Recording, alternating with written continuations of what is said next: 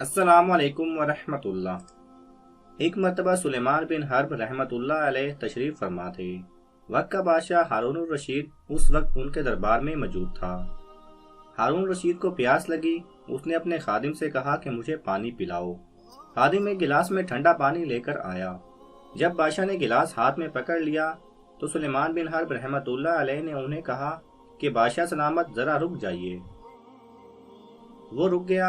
उन्होंने फरमाया कि आप मुझे एक बात बताइए, जैसे आपको अभी प्यास लगी है, ऐसे आपको प्यास लगे और पूरी दुनिया में इस पानी के सिवा कहीं और पानी ना हो, तो आप बताएं कि आप इस प्याले को कितनी कीमत में खरीदने को तैयार हो जाएंगे। हारून रशीद ने कहा, मैं तो आधी सल्तनत दे दूंगा। फिर सुलेमान बिन हर्ब रहमतुल्लाह अलैह ने फरमाया कि अगर आप ये पानी पी लें और ये आपके पेट में चला जाए, लेकिन अंदर जाकर आपका पेशाब बंद हो जाए और फिर वो निकल ना पाए और पूरी दुनिया में सिर्फ एक डॉक्टर या हकीम हो जो इसे निकाल सकता हो, तो बताइए कि इसको निकालने की फीस कितनी देंगे। सोचकर हारून रशीद ने कहा, बकिया आधी सल्तनत भी उसको दे दूंगा। वो कहने लगे, बादशाह सलामत, जरा गौर करना कि आपकी पूरी सल्तनत पानी का एक प्याला पीने और पेशाब बनकर निकलने के बराबर है।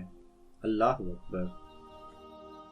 अगर आपको ये वीडियो पसंद आए तो इसे लाइक और शेयर कीजिए।